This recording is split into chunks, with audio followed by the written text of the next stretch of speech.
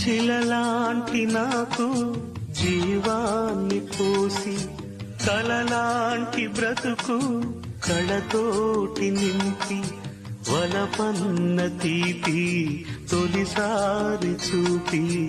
ఎదలోని సెగలు అడుగంట మాపి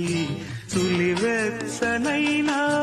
ఓదార్పు నీవై శృతిలయలాగా జత చేరినావు